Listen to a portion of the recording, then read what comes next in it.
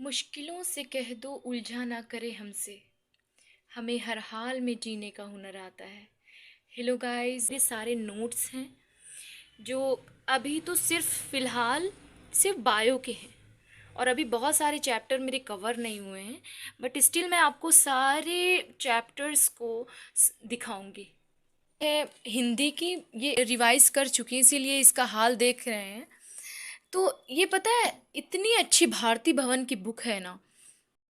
अन academy पे बहुत अच्छे टीचर से पढ़ रही थी, तो मुझे लगा कि मैंने कहीं पर ईयर के बारे में मैंने पढ़ा है, ऑर्गन ऑफ कॉटी। तो मैंने यही 11th में पढ़ा था बीच से। तो ये इतनी अच्छी बुक है ना, तब जाके मेरे को लगा कि वाकई में सारी बुक क्वालिटी अलग होती है।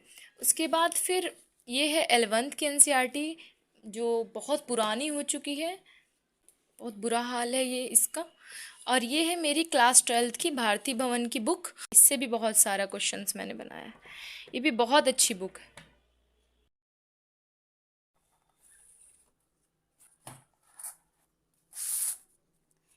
ये इवोल्यूशन का है। देखिए, इवोल्यूशन का फुल नोट्स मैंने बनाया। यहाँ ये पूरी कॉपी इवोल्यूशन की ही है। और ये नोट्स हेल्थ एंड डिजीज का है। Full health and disease, human health and disease का है ये नोट्स। अलग से है सेल डिवीज़न का। एक्चुअली सेल डिवीज़न हमको इतना टफ लगती है ना, फिर से मैं रिवीजन करूँ और करती रहती हूँ मैं रिवीजन। उसके बाद ये नोट्स है मेरा रिप्रोडक्शन का है और रिप्रोडक्टिव हेल्थ का। ये एक्चुअली मेरे भाई की थी, जो मैंने चुरा कर मैंने इसमें नोट्स लिख दिया। ये है पूरा रिप्रोडक्शन और रिप्रोडक्टिव हेल्थ के बारे में पूरा। एक्चुअली मैंने बहुत मेहनत की थी इसको नोट्स बनाने में, और बहुत समझ समझ के की। रिवीजन भी मैं कभी कभी करती हूँ। अभी भी बहुत सारा चैप्टर कवर नहीं हुआ है, बट ज़्यादातर ऑलमोस्ट ख़त्म हो चुका है बायो का। ये है मेरा एनिमल टिश्यू। एनिमल टिश्यू का फुल नोट्स है।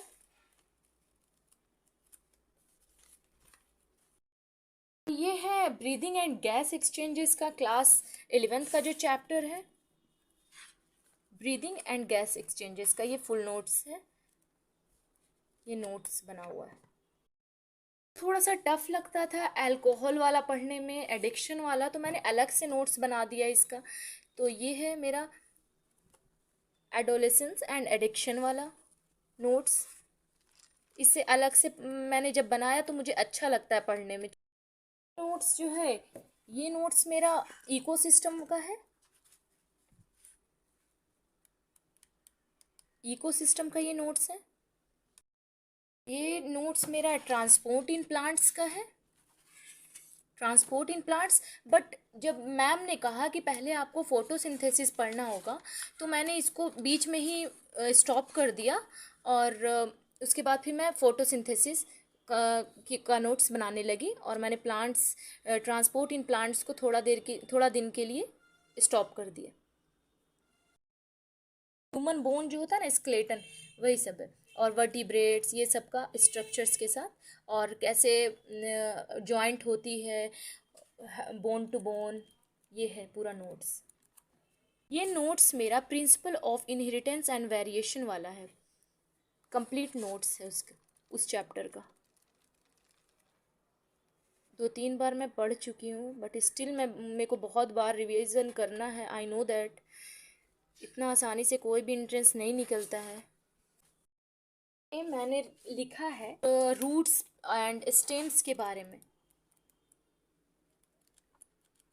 इसमें ग्रोथ, द लिविंग वर्ल्ड, ये सब का नोट्स इसमें बना हुआ है। और ये जो है, इसमें मैंने मॉक टेस्ट दिया है। मॉक टेस्ट मैं देती थी, बट आजकल मेरी हैबिट बहुत ख़राब हो गई है। काफ़ी अच्छे मार्क्स मेरे आने लगे थे।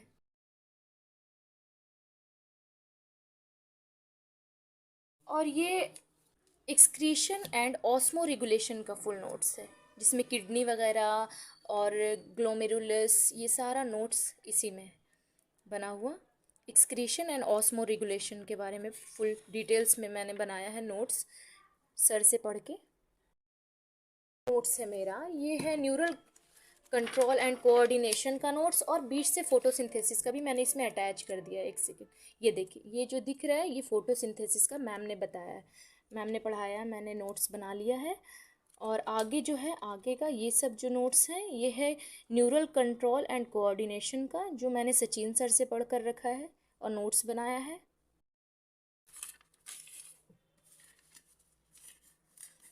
ये सारे मैं पेज को रखती हूँ ताकि कोई डायग्राम बनाने में काम आ सके। वेस्ट करने से अच्छा है, स्टूडेंट को होना चाहिए कि जितना हो सके पैसे की बचत करनी चाहिए।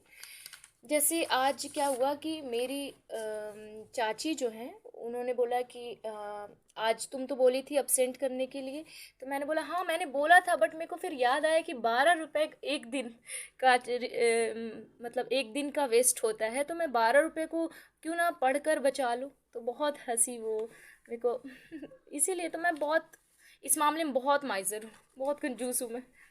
तो ये देखिए, ये जो नोट्स है ये मैंने सर से पढ़ा है, सुनील सर का ये नोट्स है। तो कभी कभी मेरे को ऐसे ही होता है, और मेरे को लगता है कि गूगल से नहीं, ऐसे ही ऑफलाइन पढ़ना चाहिए, तो मैं ये नोट्स निकाल लेती हूँ। काफ़ी अच्छा सर ने बताया है।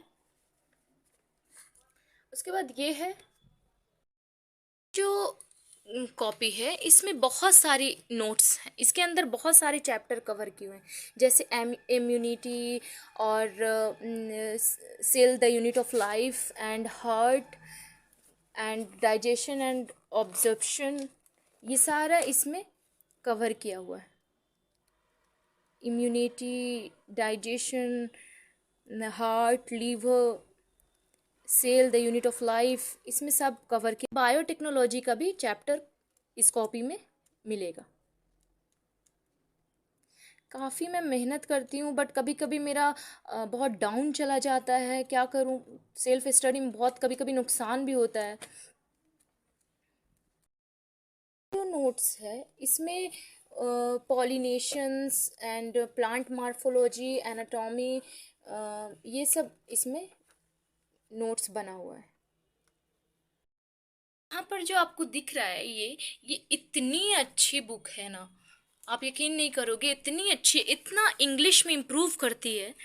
इंग्लिश में है ट्रांसलेट द कुरान, बहुत अच्छी है, मैं बहुत इससे पढ़ती हूँ, और मेरी इंग्लिश किसी हद तक बहुत अच्छी तो नहीं हुई है, लेकिन हाँ ठीक ठाक हो गई है।